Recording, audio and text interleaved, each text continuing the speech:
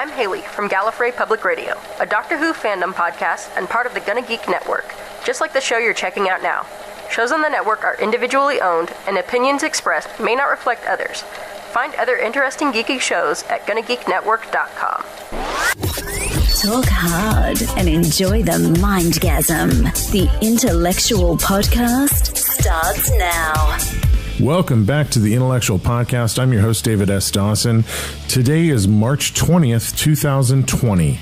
And before we get into the episode, I just want to take a moment because this is the first episode of the podcast since the COVID-19 coronavirus pandemic kind of took over everything going on in the world. And I just wanted to make a few comments about that. I myself, unemployed. Everything in the entertainment world has been turned upside down.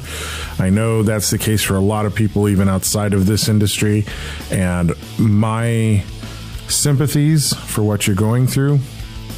But as someone who has a tendency to contract bronchitis and pneumonia on a regular basis, at least that's been my history, I'm taking this very seriously because I am what they consider one of those persons who's greatly at risk of serious complications from contracting corona. And for all of you who began self-quarantining and self-distancing and following CDC guidelines before, we were kind of all forced to start doing it, as we have been the last few days, I thank you so much for your social awareness. I thank you for protecting my life as well as the ones that you love.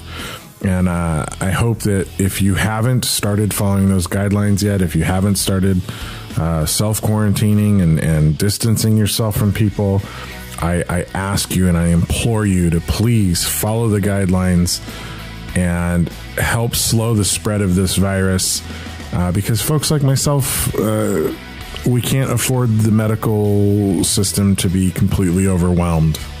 If I come down with this thing, I need a hospital bed. I know I'm going to need a hospital bed. I'm not going to be one of those persons who can probably ride it out at home.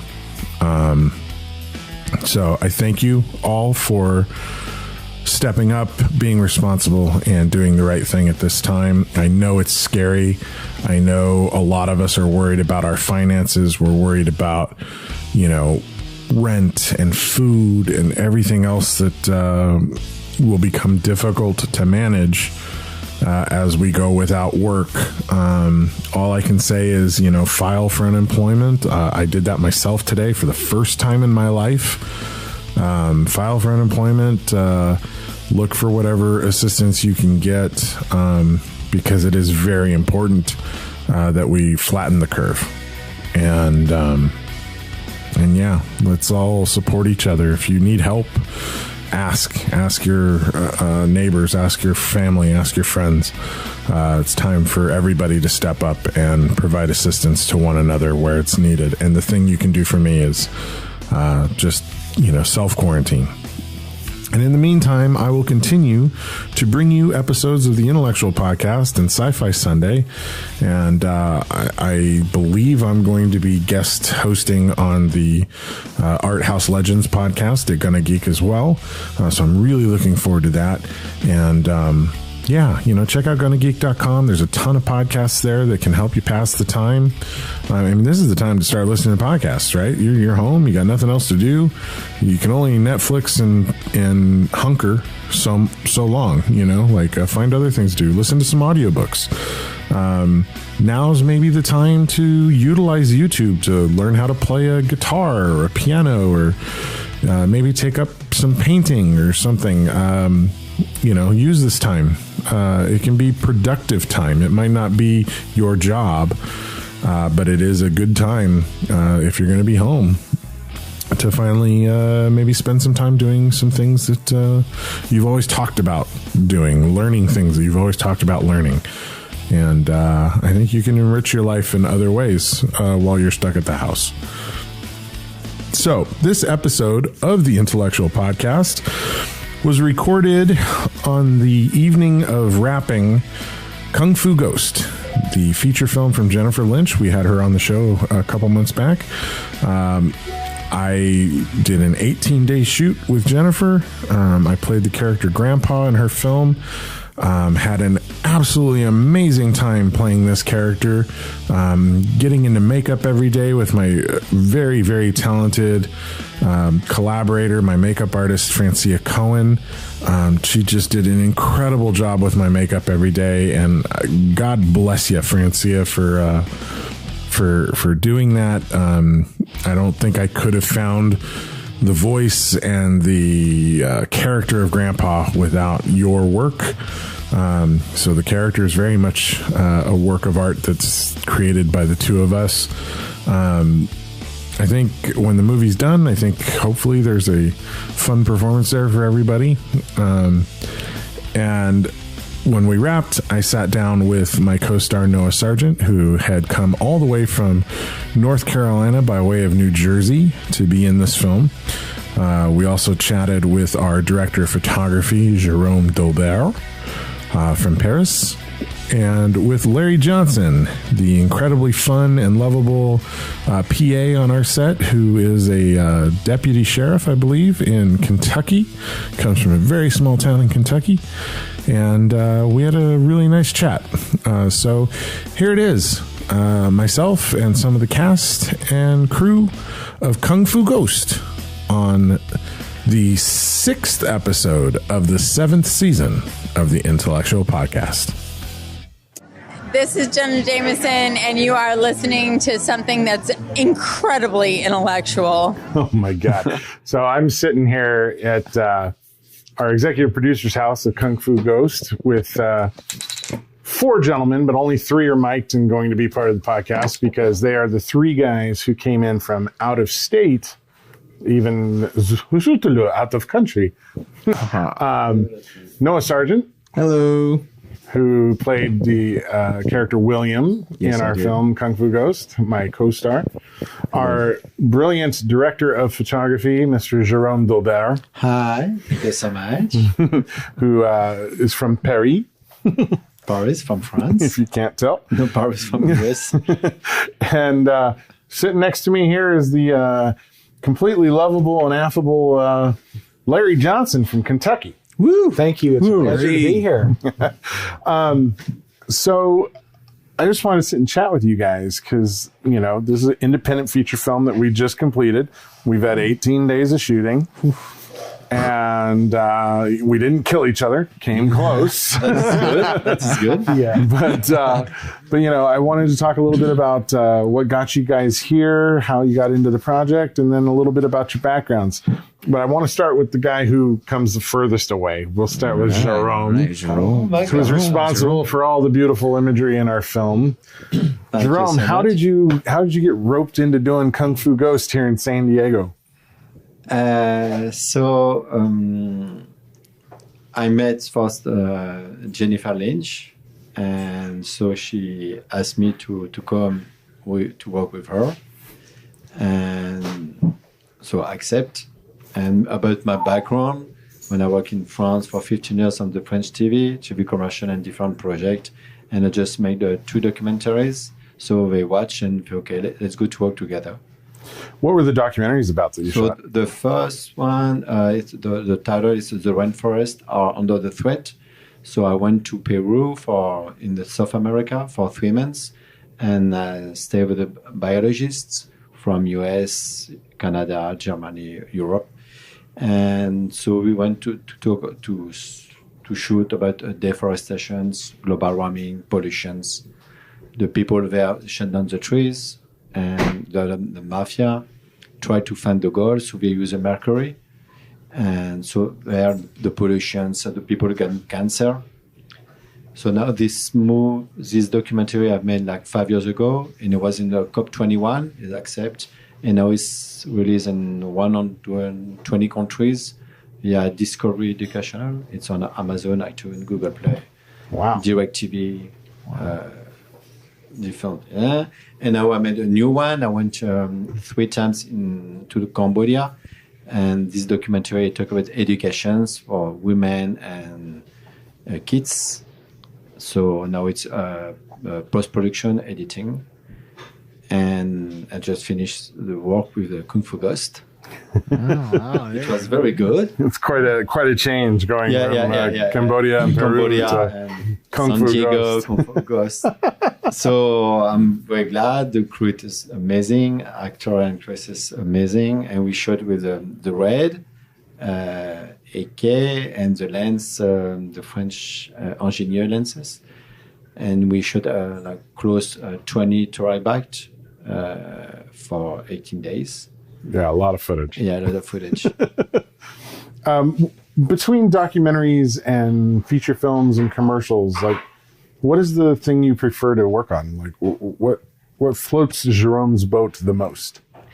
Like documentaries, when you work, like, even if in Peru or in Cambodia with a small crew, but you are more independent, so you just grab your camera and you shoot and try to get interviews. But when you work on the movie, you have the big crew, or the crew Should have a big crew. and so you have to every day have the smile and organize, and to have the people like Brian, Larry help me a lot. It's a PA to set up the lighting and everything. Mm-hmm. So it's very important to every day to go forward and try to get the beautiful footage. So it's different when you work like on the movies. It's not the same challenge. You have to manage and because every day you have the script and the scene you have to shoot. So in the documentaries it's different. Like when I went in the rainforest to shoot, you are like shooting the monkeys or animals to get interviews. So you take your time. You have no pressures. But on the film you have pressures. So every day you have to follow which scene you have to shoot. Right. So that, The pressure is totally different on a feature than it is on the documentary. Yeah. Do you shoot your documentaries on that big red? The first one is on the red, the Epic, and the second one is the red helium. Yeah.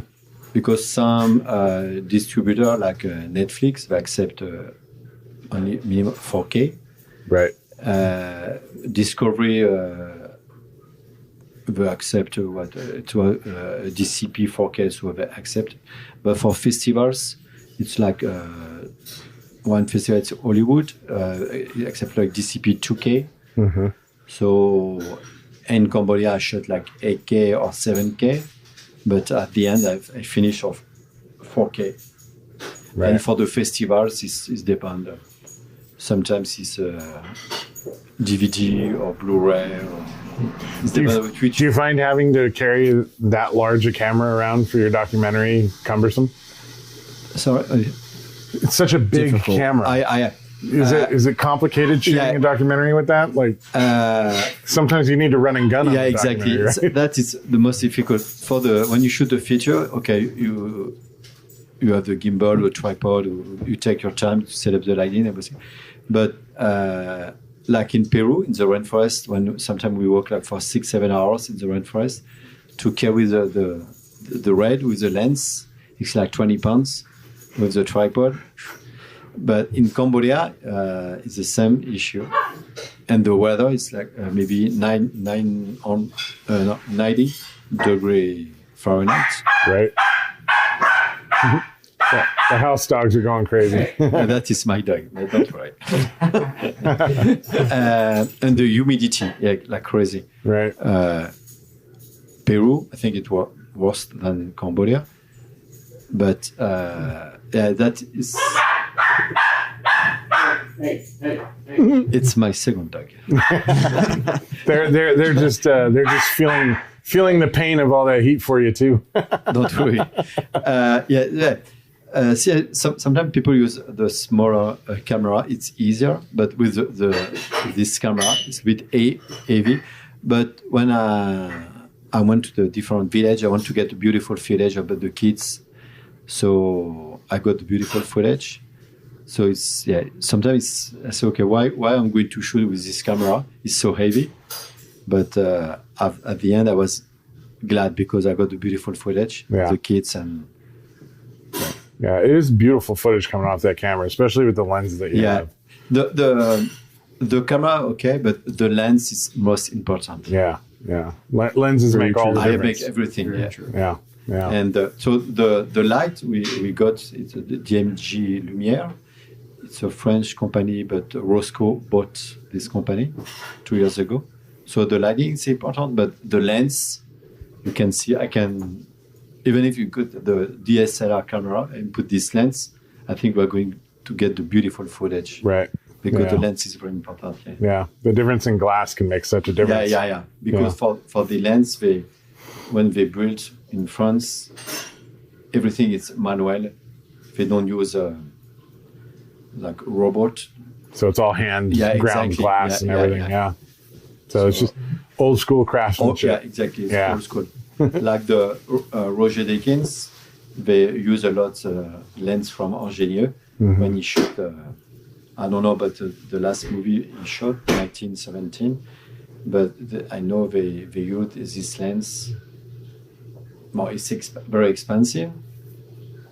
The big one, they just Ingenieux release is $100,000. The lens. Whew. I don't think we even spent that much money on this whole movie. But the lens we use is like $25,000. Yeah. Right. The $100,000 lens, that's the lens you rent. Yeah, Exactly. You rent that. So you don't buy that. Noah. Hello. All the way from North Carolina by way of New Jersey. That is very, very correct. All the way. So you were on the podcast a few weeks back. Yes, in a kind of weird, fucked up kind of. That was a very interesting, FaceTimed in kind of way. Yeah. It's great to have you sitting here in front of me to actually talk to you now. Yes, it is. And we've spent 18 days on set, and we got to get to know each other as actors pretty well. Yes. How did you come into Jennifer's orbit, and how difficult was it to make the decision to come all the way across the country to be in this movie? Well, okay, so I was reached out. Jennifer Linch reached out to me about auditioning for the role of William, and for her upcoming film called Kung Fu Ghost. And at first, I really didn't think a lot of it. I was just like, okay, another self-tape audition. All right, everyone knows how these things goes when you're an actor, especially when they're further away. At first the idea is like, oh, great, we like this guy's look or whatever it is. Then they go to do the audition and they end up telling you, oh, you're too far away. Right. So, but when it came time to actually, after doing about 4 self-tape auditions and then being able to, get offered the role, there was no hesitation, actually. Not even the fact that it was all across the country. I didn't think twice about it. I was just like, you know what? Yes, let's do it. Experience is experience, and I've never been to that side of the country before. Mm-hmm. So I was really excited just about the opportunity, because I thought, whatever experience I have on the film, I'm still going to get to experience another part of life being somewhere else where I've never been before. So, which as an actor is really important, right? Yeah, to be able to expand the kind of toolbox that you can pull from. It definitely is. And being able to, because you go state to state and it's like a whole new world sometimes. And that's definitely the type of feeling that I got when I came all across country here. And I would definitely say that it's a very memorable experience and just awesome. I mean, who any actor would dream to just be on set every day. Right. You know what I mean? Whether if they're acting or not, but being on set is a great feeling when you're doing something that you truly enjoy. Right. So. Now, you grew up in North Carolina. Yes. And you started making films with your family. Can you tell us a little bit about that? Yes. So my brother, Chase Sargent, who's a very, very talented writer and musician, who was an actor as well. Great guy. He's the one who actually inspired me to really do anything when it comes to filming and filmmaking. Because all growing up, he would always want to make little short clips or do little videos, and it could be anything about anything. And most of it, when we were really little, revolved around Jedis. But then, of course, when he got... God bless you. Yeah. When he got a little older and stuff like that, it was more around music and actually making music videos. And me and him made a couple together. But I mean, you know, he was doing the acting and working on different shows like Revolution and Under the Dome at the time before it got canceled. But, you know, he was doing pretty well, and he really just inspired me to do that. And a lot of the films that we did as a family, you know, my dad has always been a phenomenal just about anything he does, because when he puts his mind to it, he's going to keep on working at it until he gets what he wants. And he looks like the world's most interesting man. Yes, yes.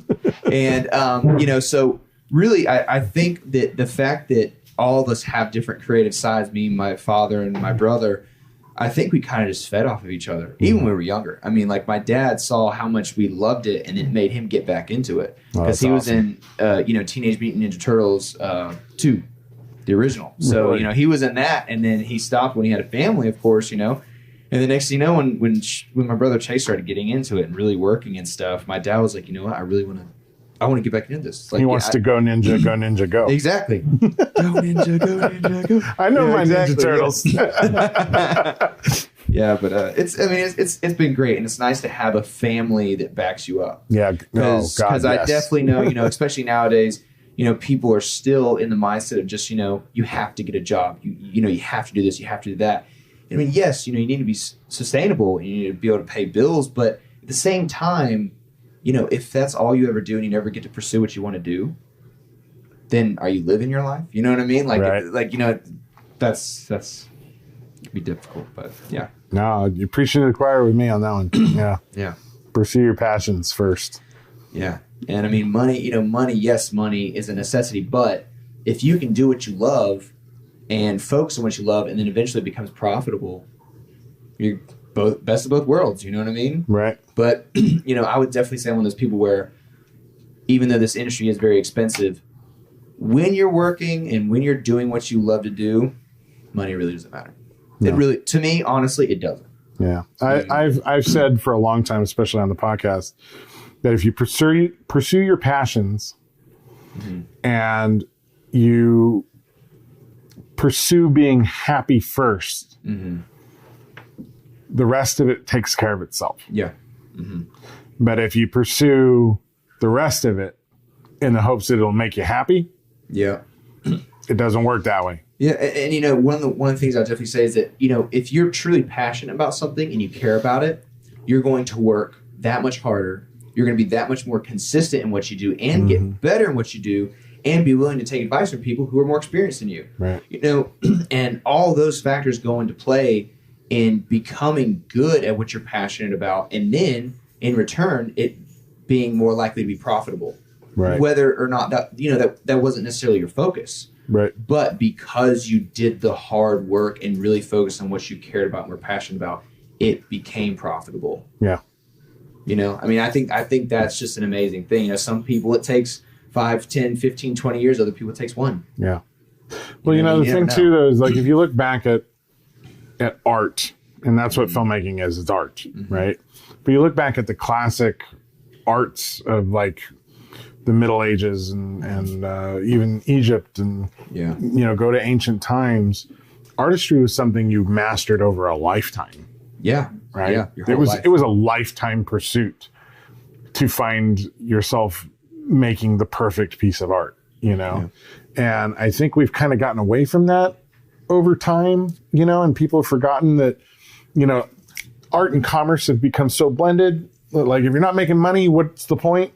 Well, the point is, I'm trying to get to where I make the piece that I will be remembered for the rest of my life. Exactly. Or after I'm gone, you know, the legacy that's not something that you just pop out and create. Like, it takes forever to perfect the art form, you know? Yeah. And project after project after project, and especially with filmmaking, unlike almost any other piece of art, it's so collaborative, and you can't really do it alone, and you have to gather people together to even practice the art, let alone make money at it and get better at it, you know, and become a master at it. You know, I've been making movies for 20 years, and I grow every time I work with a DP like Jerome, who's comes from a completely different place from where I'm from. And you have a different perspective on how to shoot things. And I can learn from you by paying attention to you, you know, and I think there's things that I know that you could learn from me, you know, because we have those different backgrounds, you know, and that's what I love about filmmaking is that collaboration. But it's a lifetime's worth of collaborating with people over and over and over like again. 1 year, it's like many years. Yeah. And, you know, I was just talking to Jerome about that, as you know, like throughout continuing in this process of working on different projects and stuff like that, you know, I'm very thankful that I got to meet everyone, you know, meet you, meet Jerome and everything. And I know that reason is because, you know, you're on the other side of the country, David. And now I'm working with you. Jerome's from Europe, from Paris. Now I'm working with Jerome. So, you know, exactly, you know, and it's an amazing thing because that is exactly the point. And I think that's one of the things that makes filmmakers and people who are truly passionate about art, being an artist, no matter what type of art it is taking someone else's perspective and seeing how you translate it or how it affects your art. What does it inspire you to do? Mm-hmm. You know what I mean? So that's why I think that it is very, very important to when you really want an amazing picture, like in the future, you know, I have hopes for a few of my projects in the future, you know, I really want people with other mindsets to give me that little bit of extra input from a different perspective. Mm-hmm. Because my mind is still going to be biased to what I want. Yeah. But no matter what, other people can still make that better. Yeah. You know, if you just allow them to help you. Yeah. My dad always used to say, you don't know what you don't know. Mm-hmm. And by bringing in other people with different backgrounds from yours, they can fill in the gaps of the things that you don't know. And you'll recognize it when they bring it to you. But you don't know what you're missing until you bring them in. Yeah. And speaking of different perspectives, our third guest on the podcast tonight, Mr. Larry Johnson from Kentucky. Woo! Larry is a cop Larry. who came all the way out here on his vacation to work on the film. Sheriff. Yeah. So can you tell us a little bit about how you got involved with Kung Fu Ghost and how you got roped into this completely random left coast endeavor from where you came from? Yeah, I became friends with Jennifer Linch on Facebook in 2016 and just sort of communicated back and forth, you know, like we do on Facebook, and kind of followed the post and stuff she was doing. And I liked her stuff. Found out she was doing martial arts films. I like martial arts. And so when I found out she was going to be doing her first feature film and she was looking for people to be in the film, I contacted her and asked her if I could be in the film. And she said, yeah. And I just thought I'd come out on vacation for 4 or 5 days. And so she said, well, could you come out for the duration of the filming of the movie? And I said, sure, because I had time. So, and now it's, I've been here 17 days working on the film. We just wrapped it. We completed it. I had a wonderful time, met all kinds of wonderful people like Noah, the lead actor, Jennifer, of course, Jerome, Brian, you, and all the others on the film, and learned so much from everybody. And in Kentucky, I do the Kentucky Cave Creeper on my YouTube. So I go in caves and explore stuff. So I thought, well, this would be an opportunity for me to learn how to do more camera and video work, which would help me make connections and network, and would be a good thing. So it's turned out to be a wonderful experience and a wonderful trip for me. What's a normal day for you like, Larry, before you came out to here? I'm kind of to myself. I just hang around my apartment. I work, hang out with my kids. I got 2 identical twin boys, 17 years old. And maybe I'll go out and do a video or something around a cave or something, but my life is just basically pretty normal. Yeah. And so this is a big thing for me to come all the way out here, you know, and do all this. Yeah, you just spent 18 days with a bunch of crazy artists. Oh yeah. How has that sat with you? Like, oh, I love it. I mean, it's just another thing on my bucket list that I completed. I've always wanted to do work on a film all the way through its entirety. Yeah. And I came out here to be a production assistant and also take pictures behind the scenes, which I took many pictures for Jennifer, and that was exciting. And that gave me a lot of photograph experience. and I You enjoyed ended up doing more than just taking photos and being a PA though. Like you ended up being the sound assistant. Yeah, I worked sound. I mean, I thought lighting. I thought I'd just be doing small things and stuff. And I got to work lighting. I got to work sound. I think we were cameraman. I think we were 5 or 6 days. Yeah, pulled focus. I think we were 5 or 6 days into it, and I said, "How's it going, Larry?" And you're like, I said, "Well, I thought I was just going to come here and like get coffee and stuff, but I'm actually I'm actually working on things. I'm actually learning how to do a film." And so by the time you leave here, you'll be an expert at all these things. How much would I have had to pay for that to go to school, and then I get to come down and do it and get put up too? You ended up becoming our primary slater by the end of the film. Like, hey, we need to slate. Where's Larry? Yeah, Larry, where you at, Larry? That was a great thing. I never had slated a film or anything. I worked a little bit with Animal Planet in the past, finding stuff for them, but this is the first time I've really dug in and deep and worked on a film. Well, I had an absolute blast having you on set. And you had such a great sense of humor. I loved all you guys. A lot of fun at you because my family comes from that area of the world, and they give me a lot of grief for being a left coast resident. You're like my second family now. I call you my California family down here now. And he's lovely Larry. Lovely Larry. And very professional. And for a professional cameraman from all the way from Paris and an award-winning cameraman and director like him to say that I'm just overwhelmed by the compliment. Well, you earned that compliment. I'm overwhelmed when he says that. Yeah, and we've had a crazy shoot. I mean, let's face it, we've had an insane shoot. I mean, it's just a kind of an insane schedule to begin with. We had 5 days of fighting scenes before we ever even got to shooting the 95 pages of dialogue, right?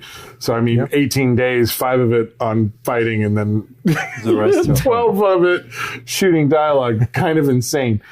But on top of all that, we've been dealing with this coronavirus outbreak all around it, right? And in the first week, a bunch of the cast was sick, right? Very Jennifer included. Jennifer was sick. I got sick. Man, everyone got sick. I didn't get sick. Okay, David did not get sick. Jerome did not get sick. Me and Larry, totally fine. Me and Larry were on the way to set. To coronavirus. Look, me and Larry were on the way to set.